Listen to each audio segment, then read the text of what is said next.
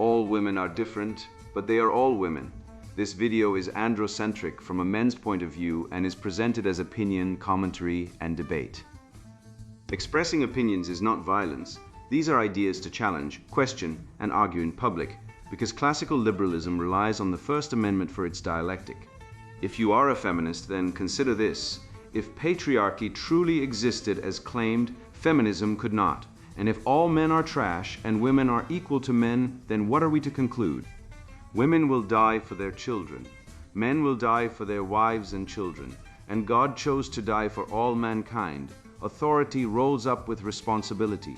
If this framing of facts offends you, click off to a cute cat video. Proceeding further will expose you to gamma bias and criticism directed at ideas, claims, institutions, not at any individual's virtue or dignity. Our method follows the 7 liberal arts, the trivium, grammar, logic, rhetoric, and the quadrivium, arithmetic, geometry, music, and astronomy. And the transcendentals, the good, true, and beautiful. If this framework is not for you, feel free to exit now. It's no disgrace. Women are wonderful. God bless America. Men are great. Feminismus delendus est. On power, the only valid use of power is acquiring more. Written by Conrad Riker. Available now. Links in description. Red Pill Masculinity Guide. The hidden logic behind the public ritual. A field guide for men who still notice reality. I watched Dr. Winona Rydell preside over the quarterly competence audit like a high priestess conducting auto da fe, dressed as a wellness seminar. She had softened her voice to that particular therapeutic register, the one that sounds like compassion but functions as a scalpel, and explained to the faculty senate that Dr.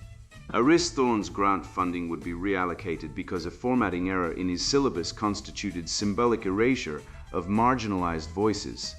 She nearly cried saying it. A dyslexic undergraduate who had never enrolled in the course was invoked as the wounded party.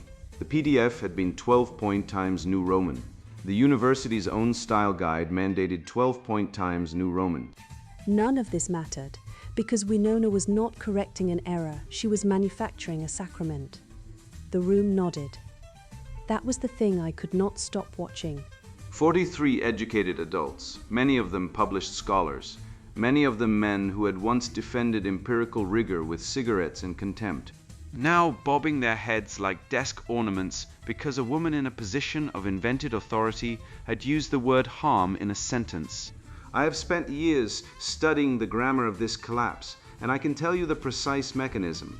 Pity is substituted for proof, and anyone who questions the substitution is named as the source of the suffering. It is a closed loop. It is designed to be a closed loop. The compassion is the cage. But here is what surfaced beneath the performance, visible to anyone who has spent time inside the machinery of resentment, rather than merely applauding it from the outfield of public life. There was no integration. Winona did not believe the dyslexic student was wounded. She did not believe 12-point font was a legacy of white supremacy. She believed she had caught a competent man in a procedural snare and could ride his reputation into a larger budget, a dean's letter, a podium photograph. The ideology was scaffolding around the appetite. The tears were operational. Responsibility exposes it every time. Apply the simplest logos who chose this metric, who benefits from this ruling.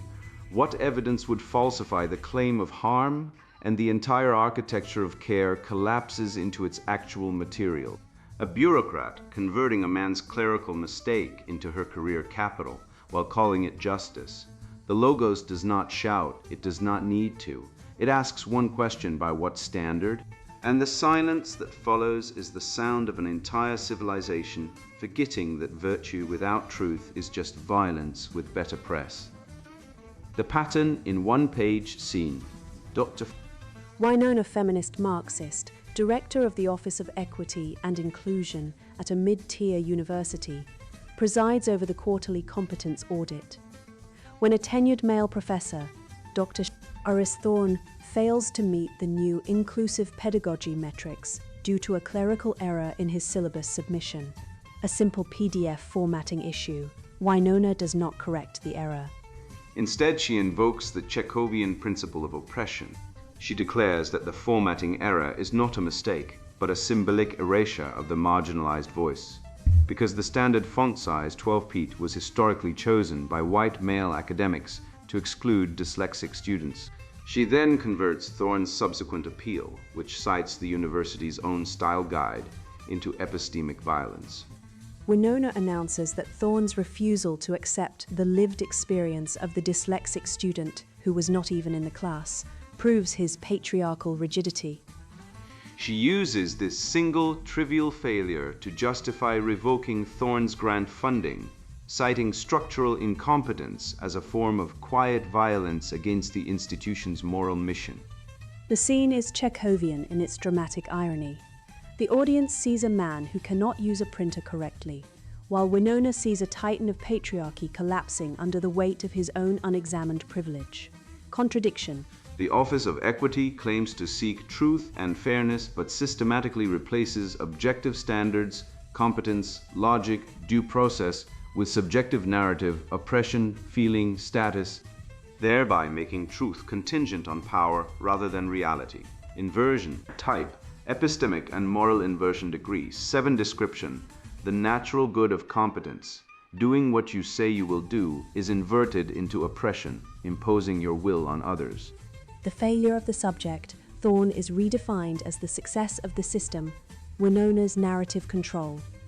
Truth is no longer correspondence with reality, but alignment with the victim narrative. Mercy, forgiving a clerical error, is inverted into justice, punishing the error as systemic. Vector scores: truth distance 8, law distance 6, family distance 4, sex distance 5, authority distance 9, chill distance 3, property distance 7, virtue distance 8, beauty distance 6, worship distance 9 overall inversion score, 6.5 sin pattern. Pride, Winona's refusal to accept a simple error as a mistake.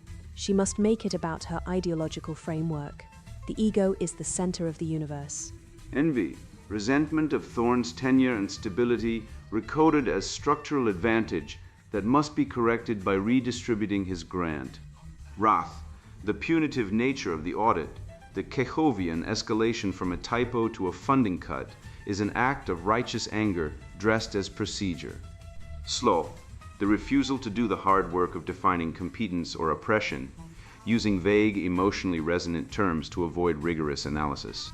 Vainglory, the performance of the audit itself. The public spectacle of Thorne's erasure serves to elevate Winona's status as the arbiter of truth. Despair, the belief that the system is so broken that only radical narrative intervention can fix it, ignoring the simple reality of a PDF file. Dr. Winona's demonstration by Dr. Winona, feminist Marxist, Director, Office of Equity and Inclusion, originally published in the Journal of Critical Institutional Praxis, Volume 14. Issue 3. Let us begin with a truth so obvious it should not need stating, yet here we are. Competence has never been neutral. The word itself, competence, derives from the Latin competire, meaning to strive together. And yet, who has been excluded from that striving, who has been told in font sizes and citation styles and syllabus templates that their way of knowing does not count? The answer, as any honest scholar of critical pedagogy knows, is everyone. The system was not built to serve, which is to say, most of the world. I write this in the wake of what my office has internally designated the Thorne incident, a moment that, while trivial in its surface details, revealed with startling clarity the architecture of epistemic violence that continues to structure our institution. I want to be transparent about what happened, why it matters, and why the actions taken by the Office of Equity and Inclusion were not merely justified but morally obligatory. The facts, such as they are, during our most recent competence audit, a routine good faith effort to ensure that our pedagogy lives up to our values, it was discovered that Dr. Aris Thorne, tenure, Department of Philosophy, had submitted a syllabus with a formatting inconsistency. The document used standard 12-point font throughout, in direct violation of our newly adopted inclusive pedagogy metrics, which recommend dyslexia accessible fonts for all course materials. Now, a generous reading, the reading doctor. Thorne himself would prefer is that this was a clerical error, an oversight, a PDF that simply was not updated, and perhaps in a world without history, without power, without meaning, we might accept that framing. But we do not live in that world. We live in this one. Font size is not neutral. The standardization of 12-point typeface in academic publishing traces directly to the typographical conventions established by, and I want you to sit with this white male printing collectives in 19th century Europe. These were men who decided unilaterally what readable meant. They codified their preferences into infrastructure, and that infrastructure now sits, invisible and unquestioned, on every syllabus, every exam, every grant application, whispering the same message: this was made for us, not for you. Dr. Thorne's error was not an error. It was a reproduction of that original violence. The font does not need to intend exclusion to enact it. Intent is not required for harm. This is not opinion. This is established in the critical literature. On appeal as epistemic violence, when Dr. Thorne chose to appeal the audit's findings, citing, of all things, the university's own style guide, what he performed was not a request for clarification. It was an act of epistemic violence. I want to be precise here, because precision is an act of care. Epistemic violence, as defined by Miranda Fricker and expanded by countless scholars since, is the harm done to a person's capacity as a knower. When Dr. Thorne invoked the style guide to override the lived experience of marginalized students who could have been in his class, students who exist in possibility, if not in enrollment, he was not making a procedural point. He was saying, my document is more real than your pain. That is violence. The fact that he did it calmly, with citations in a departmental email, that makes it worse, not better. Cold violence is still violence. Bureaucratic violence is still violence. Violence does not need a raised voice. It needs only a raised standard, applied selectively to maintain the status quo. Why the grant had to go. Some have questioned the decision to reallocate Dr. Thorne's research grant. Let me be clear. This was not punishment. We do not punish. We redistribute resources toward equity. Dr. Thorne's grant, $407,000 in institutional funds, was awarded under a legacy framework that prioritizes individual research output over communal well-being. That framework is itself a product of the same patriarchal, competitive knowledge economy that produced the font standards, the citation hierarchies, the entire epistemology of exclusion we are trying to dismantle. By reallocating those funds to the office's new lived experience scholarship initiative, which directly supports first-generation scholars of marginalized identities in producing narrative-based research on institutional harm, we did not take anything from Dr. Thorne. We returned something to the community from which it was extracted. If that feels like a loss to him, I would gently invite him to sit with why, on objectivity and its discontents.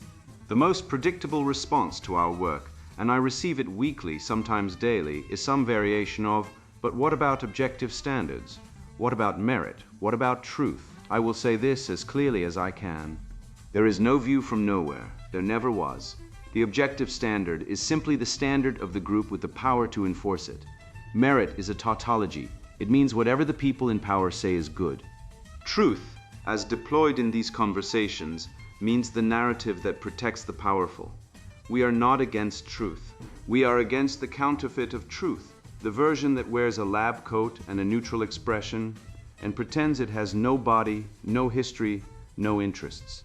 The real truth, the living truth, is that our institution was built by and for a specific demographic, and every surface of it, from the font to the funding, reflects that. Our work is to make it reflect everyone else instead, not in addition.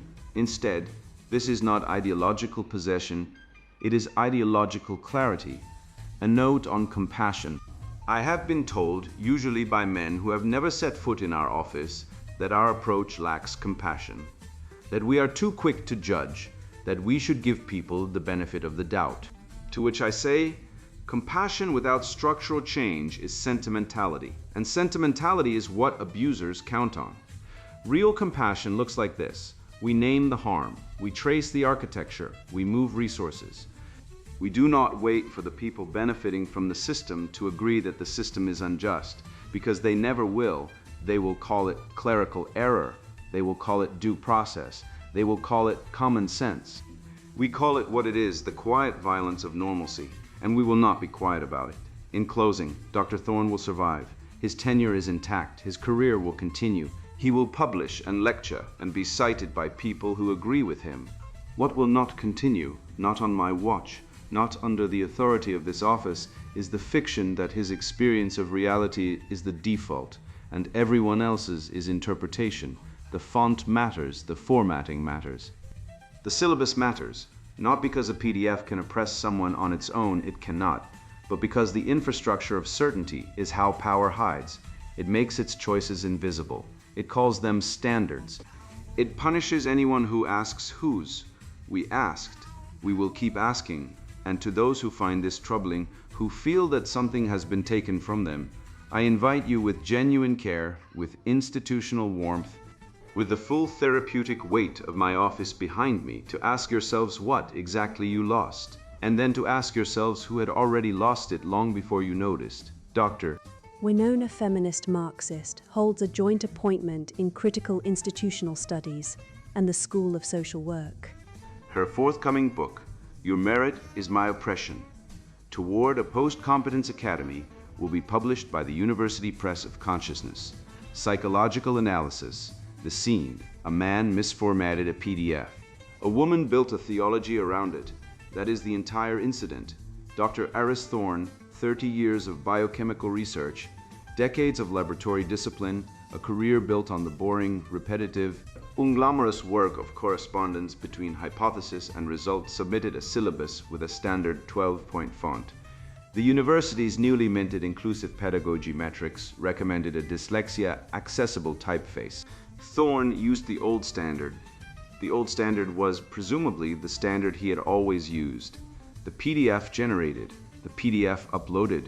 Nobody died, nobody was harmed. Nobody was even mildly inconvenienced because no dyslexic student had enrolled in the course, filed a complaint, or indicated any awareness that the syllabus existed. Enter Dr. Winona, feminist Marxist, Director of the Office of Equity and Inclusion, an administrative title that translates plainly as Priestess of the Grievance Liturgy. Winona did not correct the error.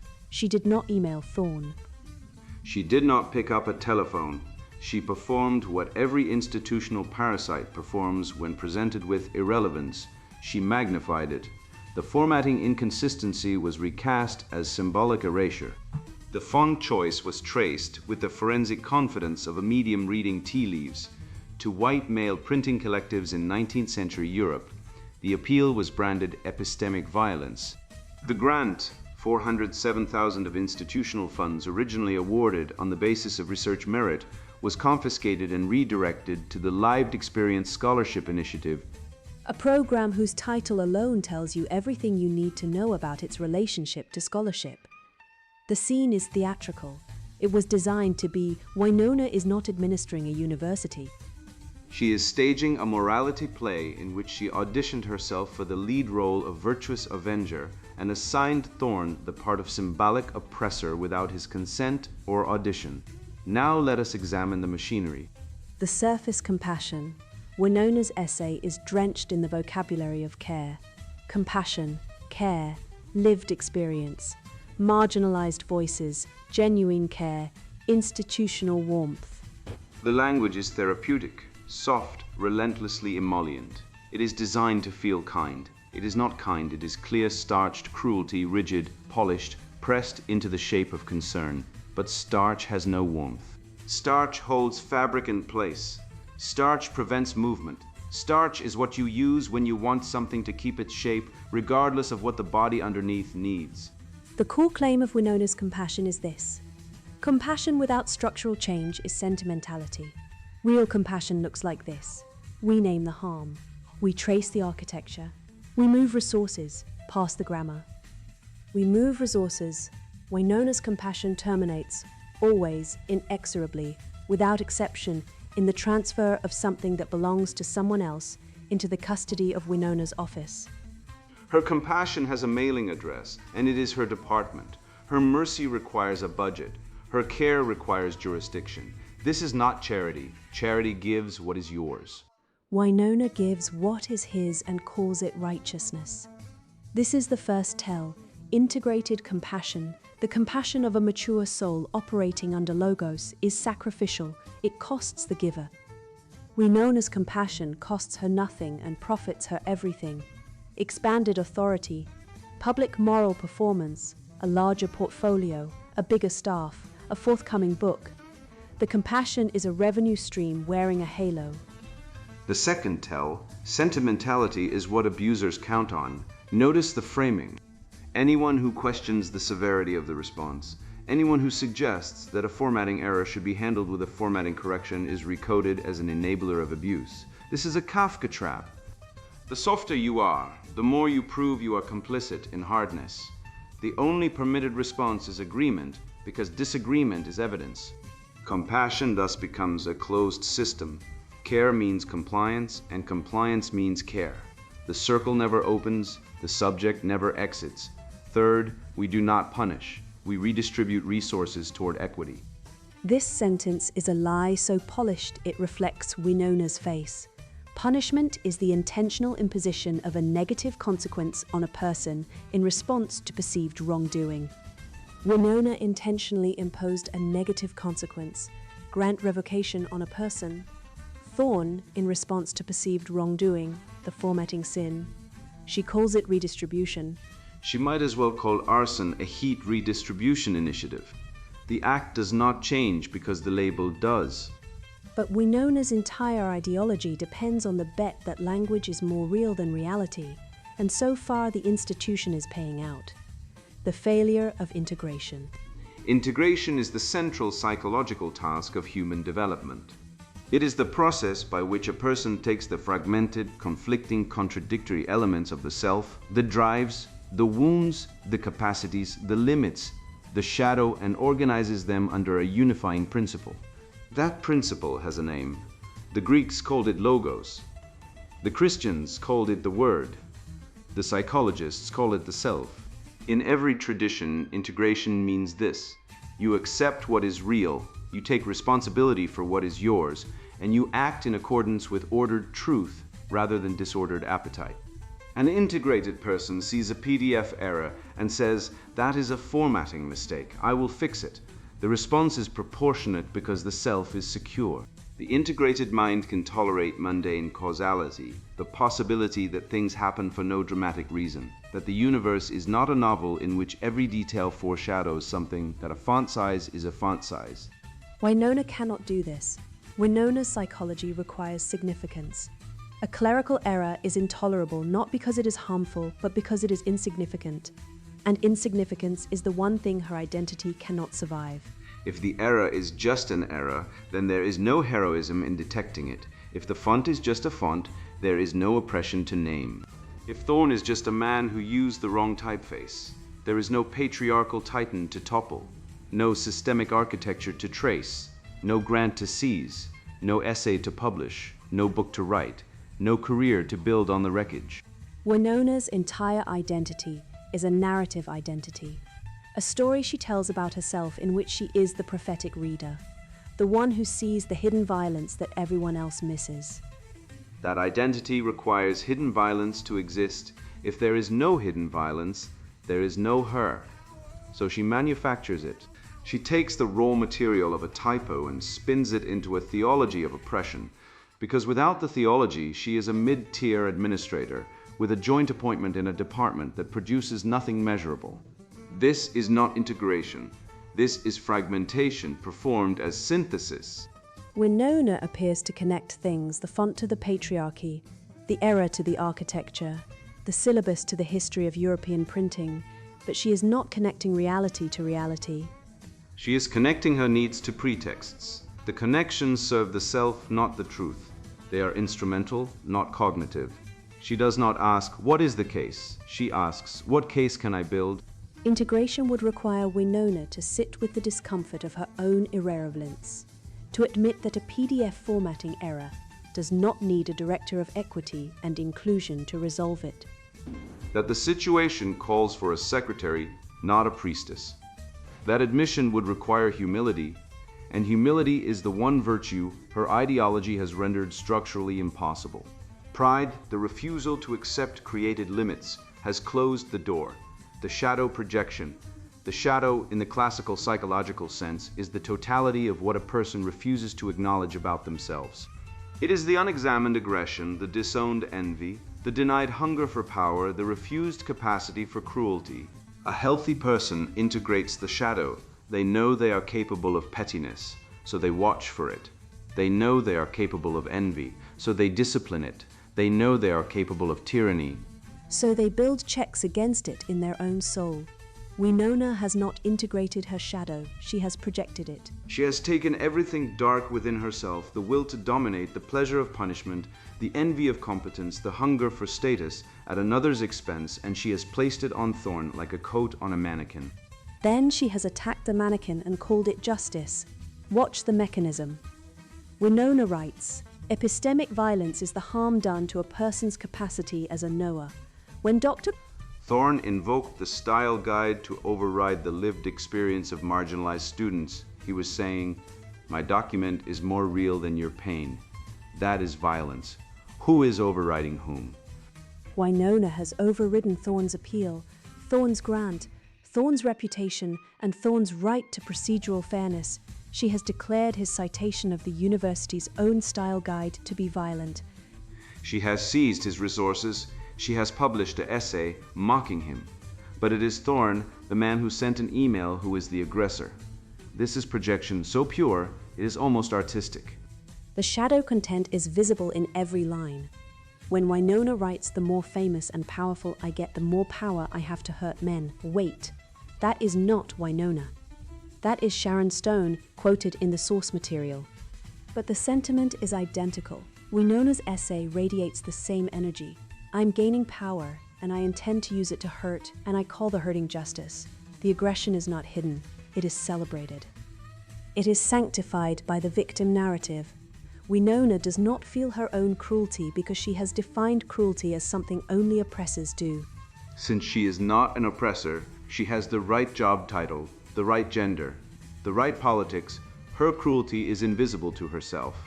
It is shadow made institutional. Envy is the engine. Winona envies Thorn's tenure, his stability, his decades of productive work, his laboratory, his grant, his substantive relationship to reality. She has none of these. Her department produces no findings, cures no diseases, solves no problems, generates no knowledge that corresponds to anything outside its own vocabulary. She is a parasite on the institution, and parasites resent the host. The resentment is recoded as moral outrage. How dare he have what I cannot earn? And the outrage is weaponized as policy. Projection is confession without repentance. Winona's essay is an autobiography written in the second person.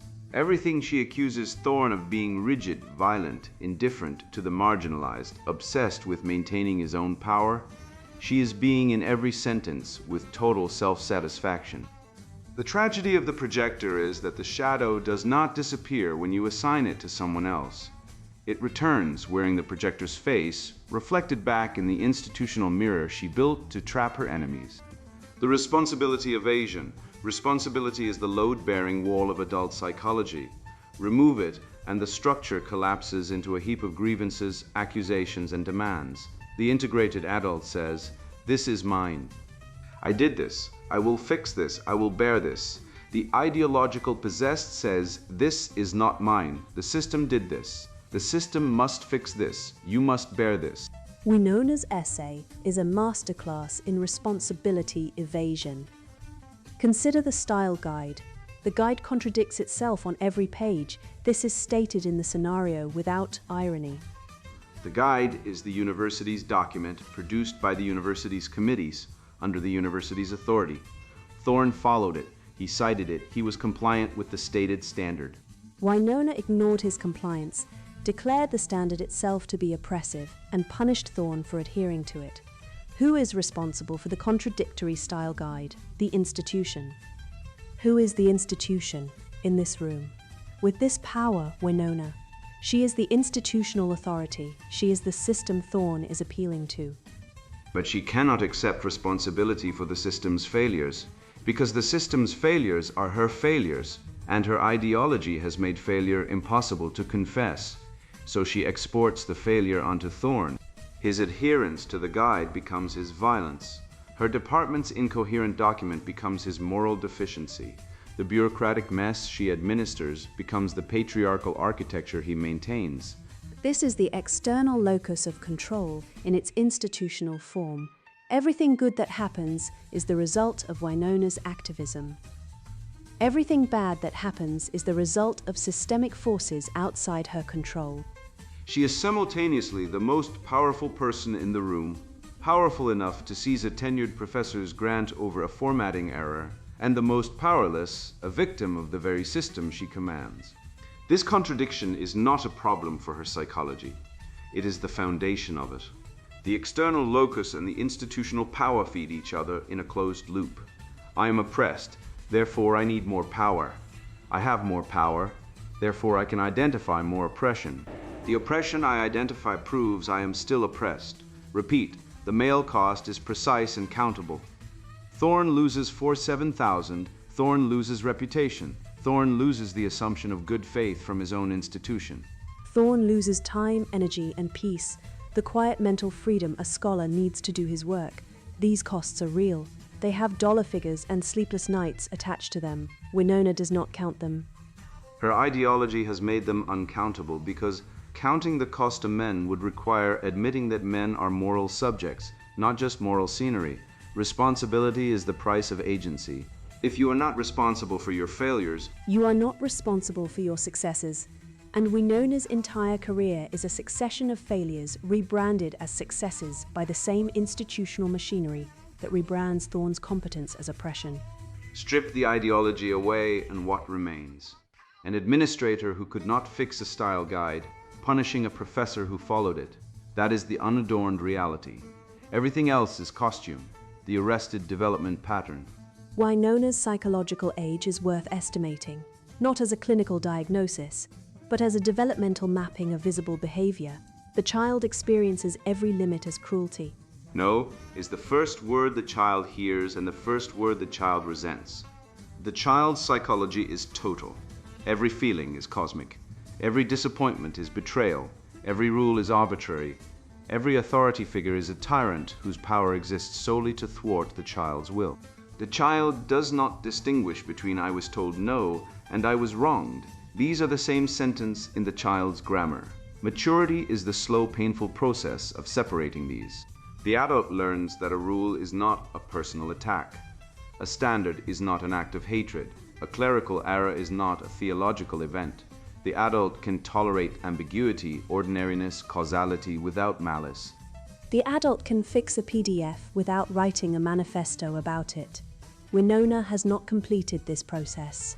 She is arrested, frozen in the adolescent posture, equipped with adult language, institutional authority, and a publications list, but operating from the emotional core of a teenager who has discovered that calling her father a tyrant gets her sympathy from her friends.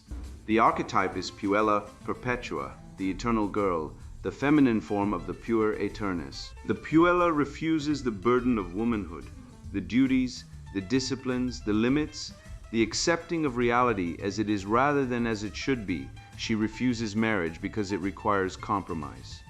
She refuses motherhood because it requires sacrifice. She refuses standards because they require meeting them. She refuses hierarchy because it requires climbing rather than abolishing. And she calls every refusal liberation, because the alternative, admitting that she is afraid of the adult world, would shatter the narrative.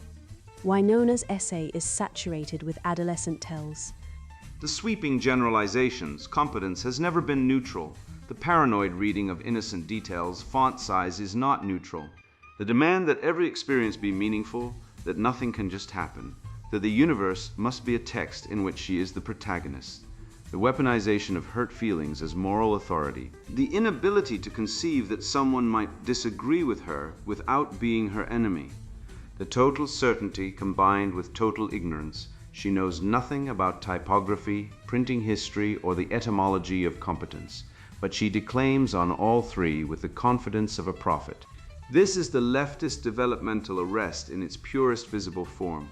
The ideology is not the cause of the arrest. The ideology is the rationalization, the elaborate theory-laden, jargon-armored structure that the arrested personality builds to justify remaining arrested.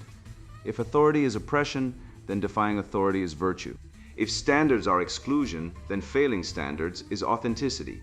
If competence is a construct, then incompetence is irrelevant. If reality is narrative, then my narrative is reality.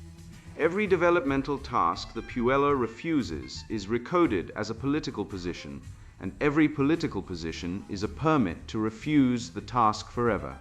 The result is an adult with the power of an institution and the emotional regulation of a 15-year-old who has just been told she cannot go to the party, except the 15-year-old does not control a 4,000, 7,000 grand. Winona does.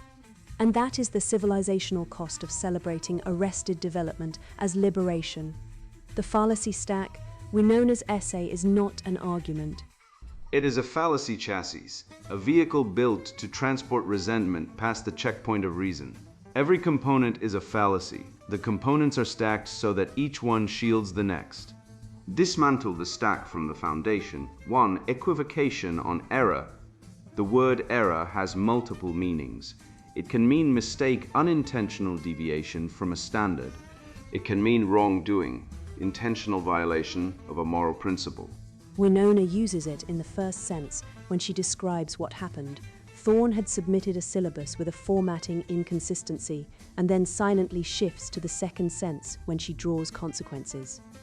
The error is symbolic erasure, reproduction of original violence. A formatting inconsistency is a mistake. Symbolic erasure is an accusation. These are not the same thing. Conflating them is equivocation, and equivocation is the grammar of every ideological witch trial. 2. Post hoc ergo propter, hoc.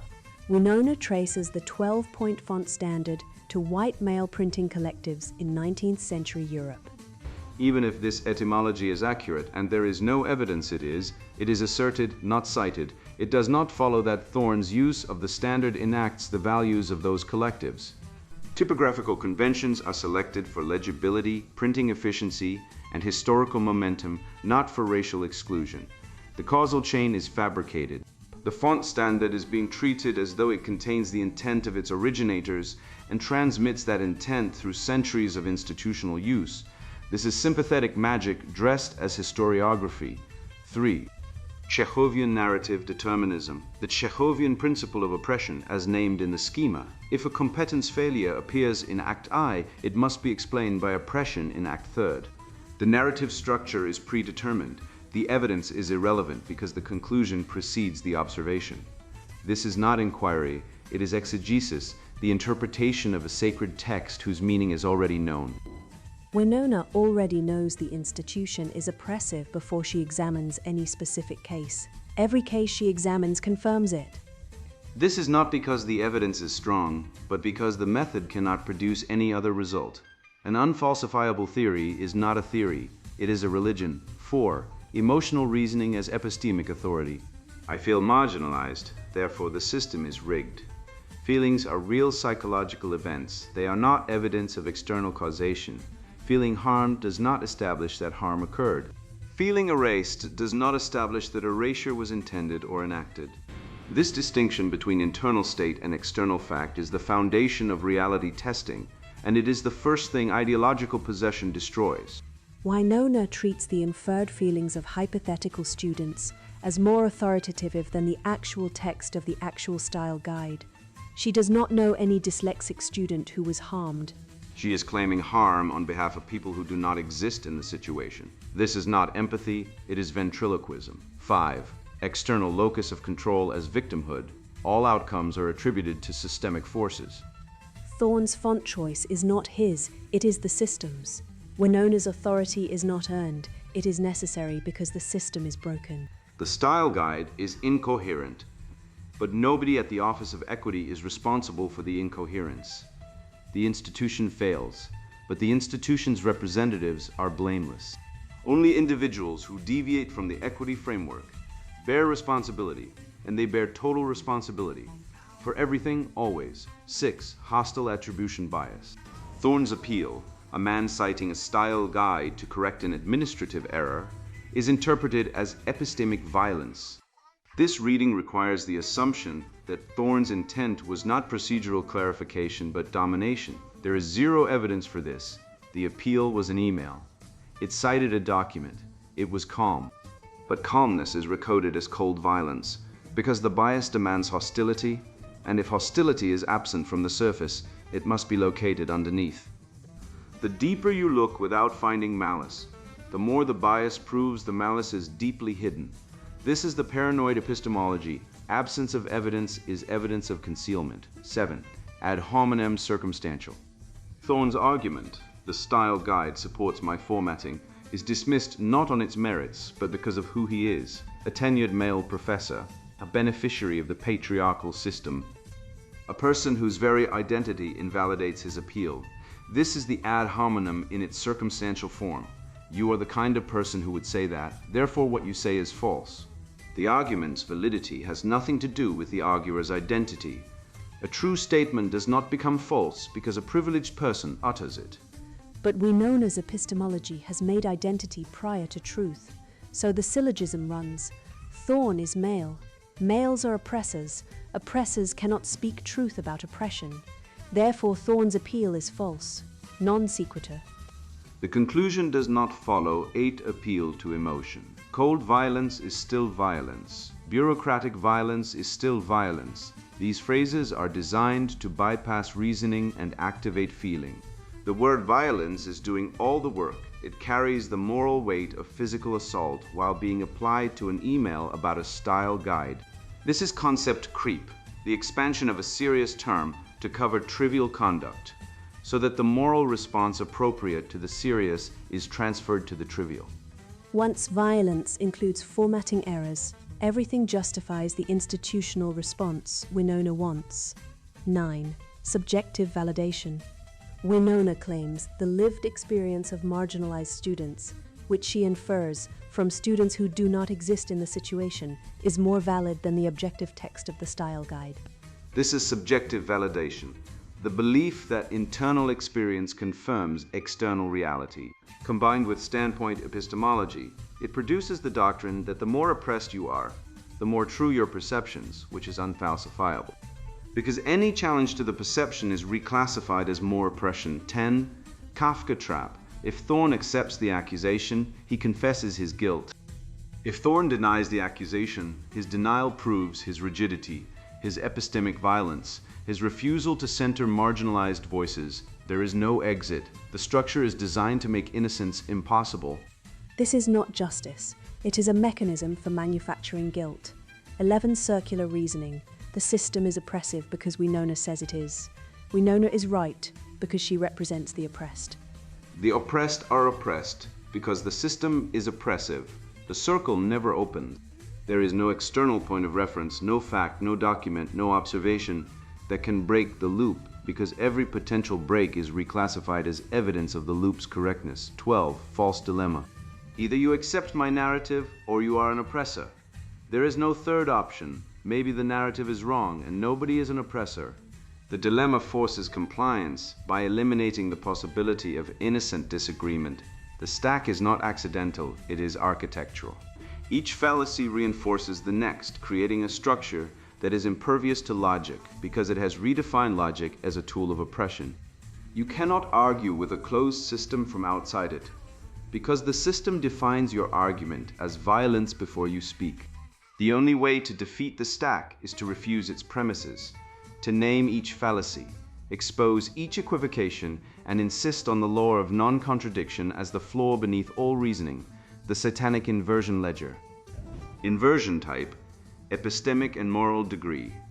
Severe 7/10, the inversion operates across multiple vectors, score each. Truth distance, 8/10. Truth, the correspondence of mind to reality, is explicitly rejected. Winona writes, there is no view from nowhere. This is the epistemic nihilism at the heart of standpoint theory. If there is no objective truth, then all that remains is narrative, and narrative is power. But Winona does not live as though there is no truth. She lives as though her narrative is true and everyone else's is false. She claims epistemic privilege, Her view is the view from somewhere valid, while denying that any view can be valid. This is self-refuting. If no view is neutral, hers is not neutral.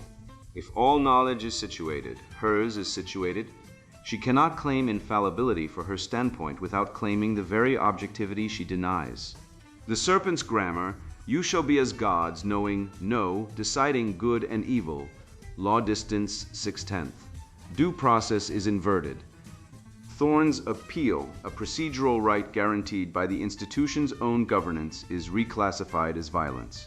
The appeal process, designed to protect individuals from administrative overreach, is turned into evidence of the appellant's guilt. The law is not abolished. It is weaponized. The institution's procedures are used not to adjudicate, but to perform punishment. Winona does not violate due process formally. She follows the forms, the audit, the finding, the reallocation. She simply ensures the forms produce the outcome she wants, regardless of the evidence. This is legal positivism in its purest expression. The procedure is the justice, and the procedure belongs to whoever controls the committee. Authority distance 9/10. The protector has become the suspect. Thorne, a man who has spent 30 years producing knowledge, training students, and contributing to the institution's actual mission, is recast as a threat. Winona, an administrator who produces nothing, measures nothing real, and exists parasitically on the labor of others, is recast as the institution's moral guardian. Authority has been inverted from those who build to those who police. The medieval guild master who tested apprentices against objective standards has been replaced by the equity officer who tests colleagues against ideological metrics and confiscates their resources when they fail to perform. The right liturgy, property distance 7/10. Thorne's grant, awarded through an established process for a specific research purpose, is treated as illegitimate property, extracted from a community to which it must be returned. But the grant was never extracted. It was awarded. Thorne earned it through a competitive process. Winona did not compete for it. She seized it by recoding the competitive process as oppression. This is avarice-wearing justice language. The institutional carrier, the Office of Equity and Inclusion, functions as a confiscation apparatus that redirects resources from producers to ideologues on the basis of narrative rather than merit. Virtue distance 8/10. Humility is inverted into moral grandiosity. Mercy is inverted into punishment. Charity is inverted into compulsory redistribution. Prudence is inverted into ideological rigidity. Fortitude is inverted into bureaucratic aggression. Temperance is inverted into emotional reasoning. Justice, the virtue of rendering to each what is due, is inverted into outcome management, where what is due is determined not by conduct, but by identity category. Every cardinal virtue is present in inverted form. Winona does not practice virtue. She performs its negation while wearing its costume. Worship distance 9/10. The Office of Equity and Inclusion is a church. It has a priesthood, equity officers, a laity, marginalized students, a sacrament, the audit, a confession, the acknowledgement of privilege, a penance, the reallocation of resources, an anathema, the branding of dissent as violence, and a liturgy, the essay, the training, the workshop. But it is a church without God, without logos, without transcendence, without truth that stands above the institution. The sacred is immanentized. Equity is the eschaton, the end of history, the telos toward which all institutional energy is directed. Dissent is not error, it is heresy. This is the Gnostic pattern. Salvation through knowledge of oppression, mediated by a priesthood, the equity office, enforced by ritual, the audit, and oriented toward an earthly paradise, the decolonized institution. It is Babel with a budget. Overall inversion score 6.5/10, severe. The institution is no longer ordered toward truth, beauty, and the good. It is ordered toward equity, a counterfeit good that destroys the genuine goods it parasitizes. Competence is punished. Error is theologized. Mercy is recoded as enabling. Punishment is recoded as compassion. The rainbow covenant, judgment, mercy, restraint, divine order is captured and inverted into appetite, anti-law, and anti-logos theater. The fruit test is conclusive. Sterility, dependency, fear, lying, fatherlessness, ugliness, disorder, debt, coercion, and loss of courage. The Office of Equity produces all of these and none of the goods it promises. The way home to virtue. The correction begins with grammar. Define the terms. Competence is the ability to do what you say you will do, measured against an objective standard independent of the doer's identity. Error is an unintentional deviation from a standard. Justice is rendering to each what is due on the basis of conduct, not category. Mercy is forgiving what justice could punish, not punishing what justice would forgive. Violence is the intentional infliction of physical harm or the credible threat thereof. A formatting inconsistency is not violence.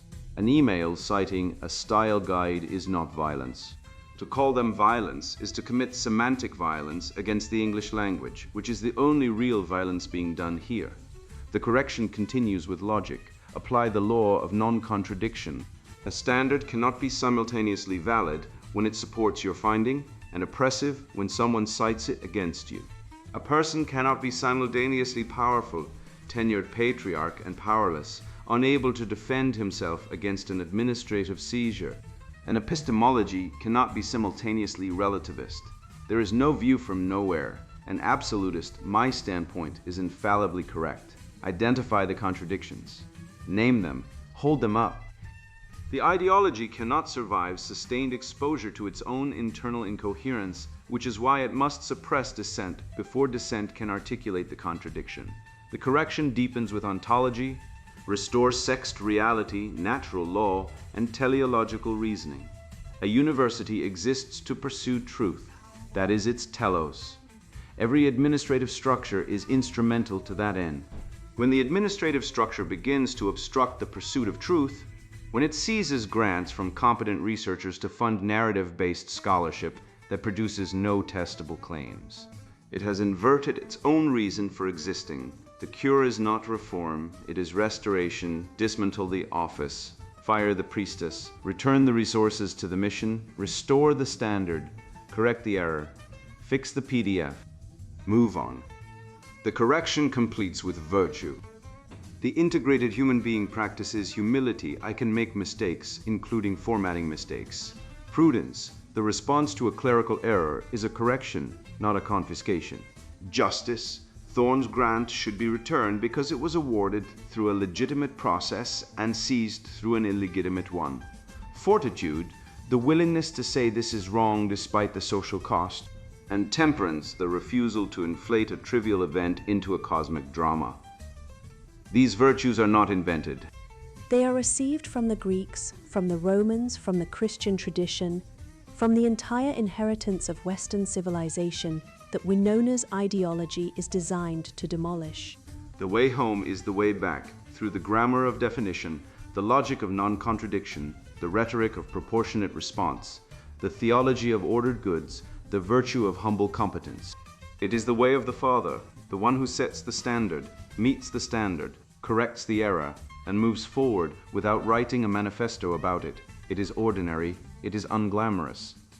It is the only thing that has ever built anything worth keeping. The question that breaks the spell, Winona's essay ends with an invitation. Ask yourselves what exactly you lost. And then ask yourselves who had already lost it long before you noticed. Fine. Here is the question she cannot answer. The question that shatters the glass, kills the glamour, and leaves the ideology standing naked in the wreckage of its own contradictions. If your standpoint gives you epistemic access to truths that the powerful cannot see, if your lived experience is infallible evidence of how the world works, then why do you need a committee, a budget, a publications list, a grant seizure, and an institutional apparatus to enforce your truth? If it were true, you would not need a gun. You would not need a committee. You would not need to confiscate 4,000, 7,000 from a man who formatted a PDF incorrectly. You would simply demonstrate the truth, and the truth would prevail. Because truth, by definition, corresponds to reality, and reality does not require equity officers to enforce it. Gravity does not need a director of falling object inclusion. Fire does not need a workshop on burns. 2 and 2 do not need a committee to equal 4. You need the apparatus because your truth is not true. You need the gun because you have no argument. You need the committee because you have no evidence. You need the confiscation because you cannot compete. You need the essay because you cannot produce findings. You need the office because you cannot survive without it, and the office cannot survive without enemies, and the enemies cannot survive without errors, and the errors must be magnified into violence. Because if a formatting mistake is just a formatting mistake, then you are just an administrator who seized a man's grant because she could. That is the question. Not whose truth counts, but why does your truth require a gun? The answer is in the gun. It was always in the gun. Chekhov put it on the wall. Winona picked it up. She pointed it at Thorne. She pulled the trigger. And the audience, the whole theater, can see what she cannot. The gun is pointed at her own head. Every institution she captures, every grant she seizes, every standard she inverts, every man she punishes for a clerical error, these are not victories. They are the mechanism of her own replacement. The ideology cannot build. It can only consume. When it has consumed everything, when every thorn has been driven out, every standard abolished, every font theologized, every grant redirected to narrative-based scholarship, there will be nothing left to seize. The host will be dead, the parasite will starve, and the PDF will still be formatted wrong. The way out is the way through. Name the fallacy, restore the standard, correct the error, return the grant, and for the love of God, for the love of truth, for the love of everything the West has ever built, stop building churches around typos. Field Guide. Field Guide for Men. Recognizing and countering the 5 mechanisms of narrative hijacking, Chekhovian narrative determinism. Visible symptom. Every mistake, error, or accident is immediately interpreted as a premeditated act of ideological aggression or oppression. Hidden payoff. The power to script reality. If every event has a villainous cause, the interpreter becomes the director of the moral narrative. Vice, pride, the arrogant refusal to accept a simple, mundane cause when a grandiose conspiracy feeds the ego. Satanic inversion, teleological inversion of causality, degree 8. The good of objective cause and effect is inverted into predetermined ideological destiny. Reality is no longer discovered, it is dictated by the victim. Counterlogos define an event by its physical cause, not its symbolic utility. A misformatted file is a mechanical error, not a metaphysical weapon. Socratic question. If an honest clerical mistake is indistinguishable from a hate crime, what possible evidence could prove a man's innocence? External locus of control as victimhood visible symptom. Systemic forces, patriarchy, structural bias are relentlessly blamed for all personal shortcomings, lack of achievement, or failure to compete. Hidden payoff. Total evaporation of personal responsibility. If the system is at fault, your incompetence is magically transmuted into martyrdom. Vice. Sloth. The cowardly evasion of the grueling, unglamorous labor required for self-mastery and genuine competence. Satanic inversion. Moral inversion of agency, degree 7. The natural good of accountability, owning your outcomes, is inverted into oppression, demanding the universe adjust to your inadequacy. Counter logos. Responsibility is the inseparable price of agency. If you do not bear the weight of your failures, you have no claim to the throne of your successes. Socratic question. If every failure in your life is the fault of an invisible, omnipotent system, how did you manage to acquire the agency to recognize it? Emotional reasoning as epistemic authority, visible symptom. Internal feelings of marginalization or offense are presented as unassailable, objective proof of external wrongdoing, bypassing all empirical evidence. Hidden payoff. Unassailable moral superiority and total conversational control without the heavy lifting of logical argumentation or data. Vice, vainglory, the theatrical performance of moral purity and hypersensitivity to secure social status and operational veto power. Satanic inversion, epistemic inversion, degree 9. Truth is severed from its correspondence with objective reality and redefined as alignment with internal emotional states.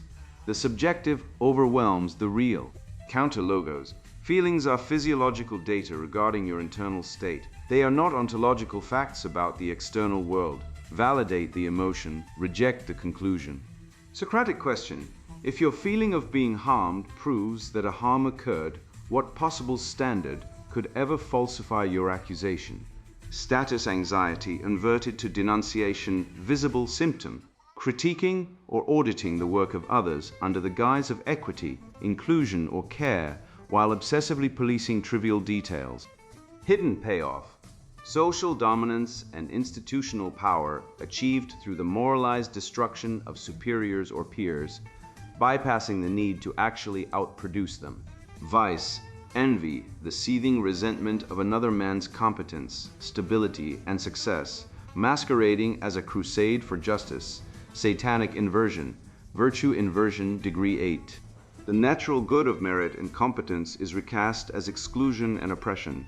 Tearing down a competent man is framed as a virtuous public service. Counterlogos. Virtue is the quiet, habitual discipline of doing good work.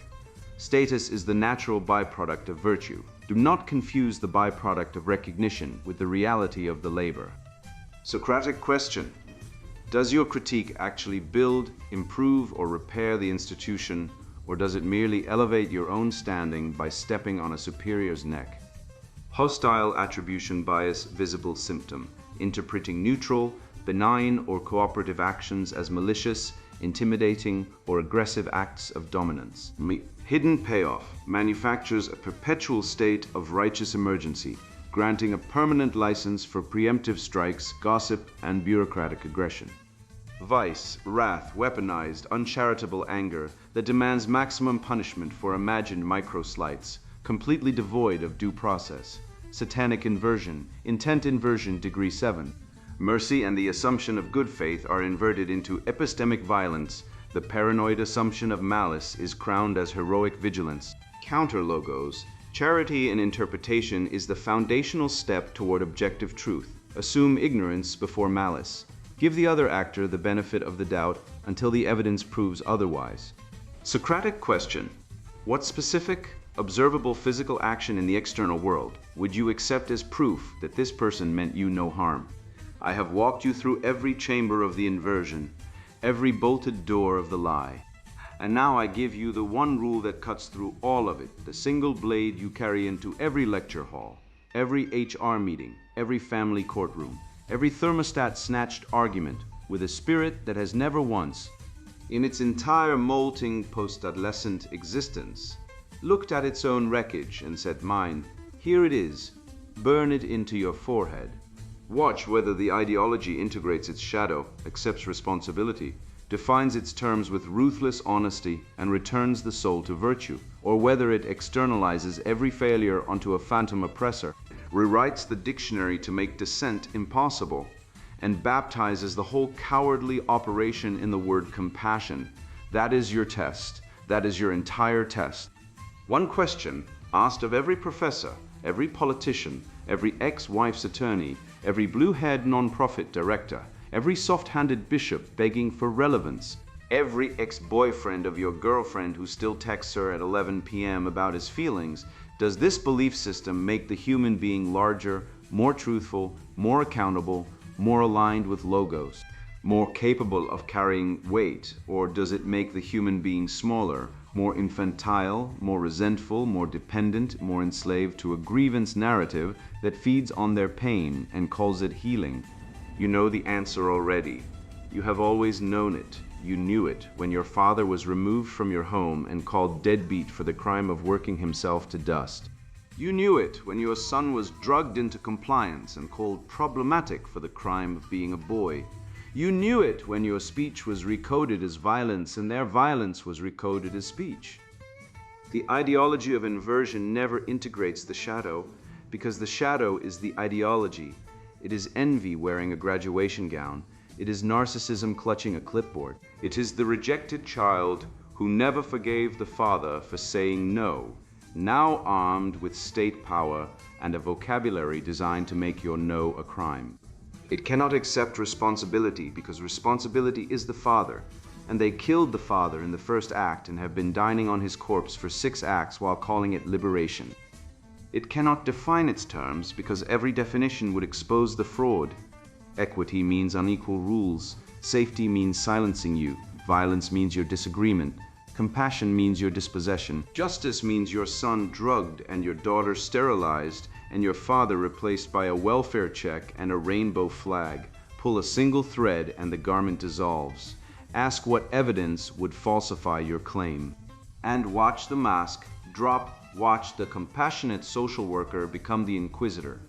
Watch the gentle therapist become the accuser. Watch the liberal who marched for free speech demand your imprisonment for a meme. They have no falsifiability because they have no truth. They have no truth because they have no logos. They have no logos because they rejected the Father. And in rejecting the Father, they rejected the entire architecture of reality. Hierarchy, sex, telos, form, meaning.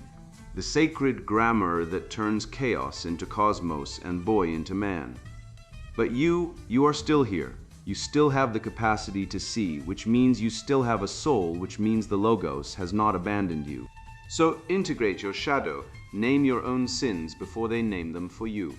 Accept the weight, the full, crushing, glorious weight of being a man who knows what time it is, what game is being played, who the players are, and what the stakes are. Return to virtue. Not the virtue they sell you on a billboard, the skin-soft, apology-drunk, hormone-suppressed counterfeit virtue of a civilization castrating itself for likes.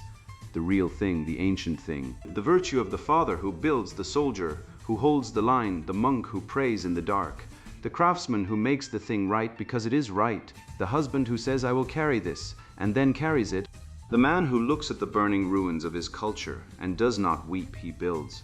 And the ideology will call you every name it has. It will call you dangerous because you are. It will call you hateful because you refuse to lie. It will call you obsolete because you are the thing they cannot replace and cannot survive without, and cannot stop thinking about for one single burning second of their hollow, screen-lit, fatherless, God-forsaken lives. Let them. You are not asking for their approval. You are not petitioning their committee. You are not filing an appeal with the Office of Equity. You are a man with the telos and the spine and an inheritance that predates every lie they have manufactured and will outlast every institution they have captured. The Logos does not negotiate with inversions. The Logos does not compromise with entropy. The Logos builds, and the gates of resentment shall not prevail against it. Walk, build, speak, the true definitions, carry the weight, that is the way.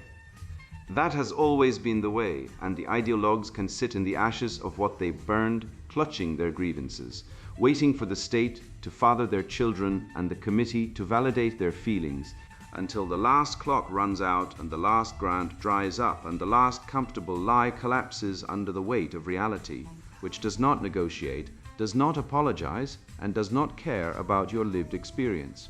Reality rewards the man who integrated his shadow, accepted his responsibility, defined his terms, and returned to virtue.